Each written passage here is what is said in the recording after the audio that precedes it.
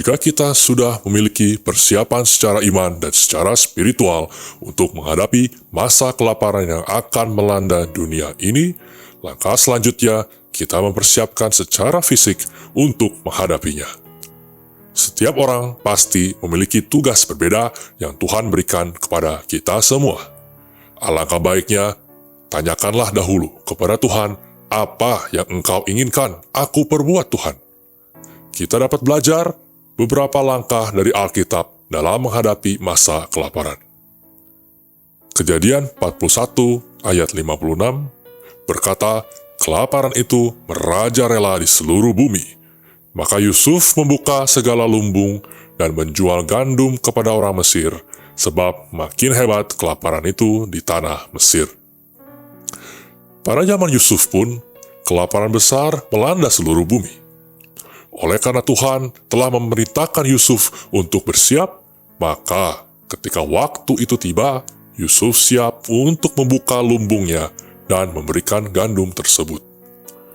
Di masa ini, kita tidak dapat bergerak tanpa hikmat dari Tuhan. Mengapa kami berkata begitu keras?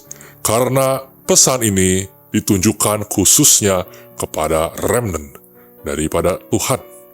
Mereka yang sudah dewasa secara rohani, yang Tuhan telah latih dan persiapkan. Karena jika kita melakukan penyimpanan makanan tanpa hikmat dari Tuhan, pada saat hal itu terjadi, pemerintah dan otoritas setempat dapat dengan mudah merampas apa yang Anda sudah simpan dengan alasan penimbunan serta hal-hal yang tidak masuk akal. Karena ada rencana global di dalam kelaparan ini, sehingga rakyat tidak mandiri untuk mendapatkan dan memproduksi makanan sendiri, tetapi bergantung kepada otoritas dan pemerintah untuk mendapatkan makanan. Oleh sebab itu, sangat berhati-hati dan ikuti apa yang Tuhan instruksikan kepada Anda dalam melakukan penyimpanan tersebut. Di banyak bagian dunia saat ini, rantai pasokan makanan adalah sebuah hal yang biasa saat semua beroperasi secara normal. Namun, di seluruh kitab suci, kelaparan bukanlah kejadian yang tidak biasa. Sementara penyebab fisik kelaparan bervariasi. Alkitab menunjukkan bahwa Tuhan memegang kendali, bahkan selama masa kelangkaan. Keinginan Tuhan mendatangkan kelaparan atas Israel adalah untuk mendapatkan perhatian umatnya dengan cara yang pasti, melalui perut mereka. Tidak semua kelaparan adalah akibat dari penghakiman langsung Tuhan. Kita hidup di dunia yang telah dikutuk sebagai akibat dari dosa, dan tanah tidak menghasilkan seperti sebelum kejatuhan manusia. Dalam Kejadian 3 ayat 17 sampai dengan 19 memberitahu kita bahwa bukan hanya umat manusia yang dikutuk, tetapi juga seluruh ciptaan. Melalui berbagai masa kelaparan, orang-orang dihadapkan pada kesempatan untuk kembali kepada Tuhan yang benar dan pencipta segalanya. Waktu Yusuf di Mesir memungkinkan dia untuk mengatur negara melalui masa karunia yang luar biasa dan kelaparan yang parah, seperti di Kejadian 41 ayat 25 sampai 31.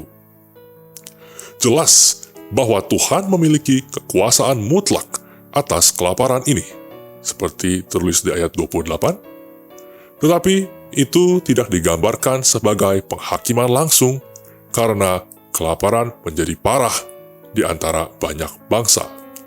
Ayat 57.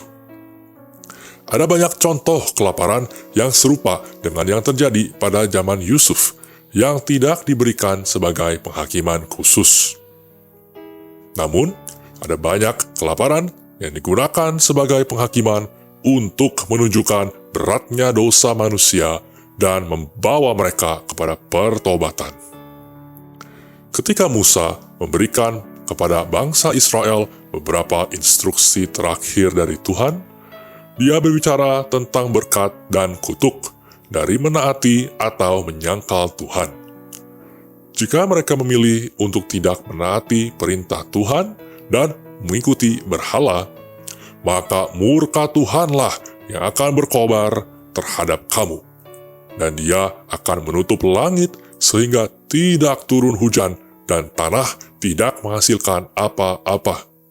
Dan kamu akan segera binasa dari kebaikan tanah yang diberikan Tuhan kepadamu.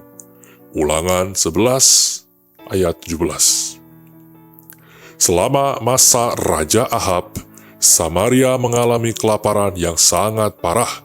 1 Raja-Raja 18 ayat 2. Bukan suatu kebetulan bahwa Ahab sebelumnya telah mendirikan sebuah mezbah untuk Baal di kuil Baal yang ia bangun di Samaria.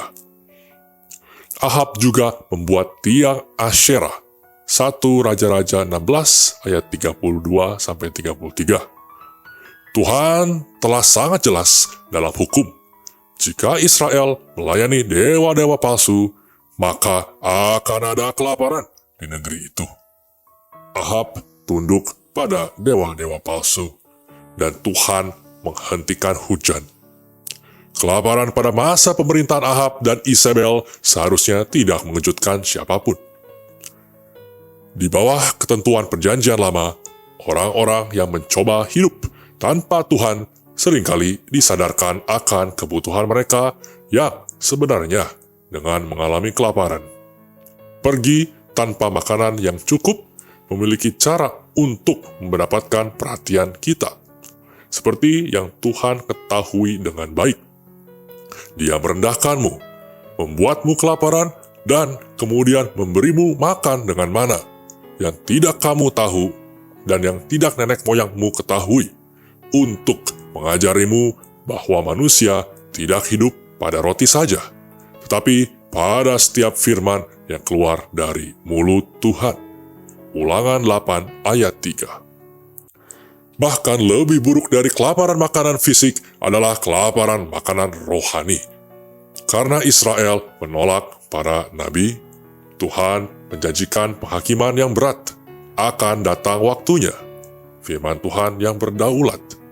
Ketika aku akan mengirimkan kelaparan ke seluruh negeri, bukan kelaparan makanan atau kehausan akan air, melainkan kelaparan mendengar firman Tuhan. Amos 8 ayat 11. Betapa tragisnya menutup telinga terhadap Tuhan dan diberikan apa yang kita inginkan, keheningan dari Tuhan. Dalam kebaikannya, Bapa di sorga mengutus anaknya ke bumi.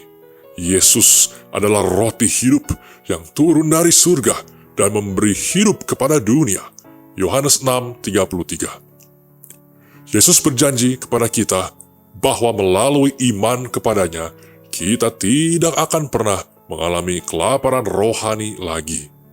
Barang siapa datang kepadaku, ia tidak akan kelaparan lagi. Seperti tertulis di ayat 35. Jauh lebih baik daripada mana perjanjian lama.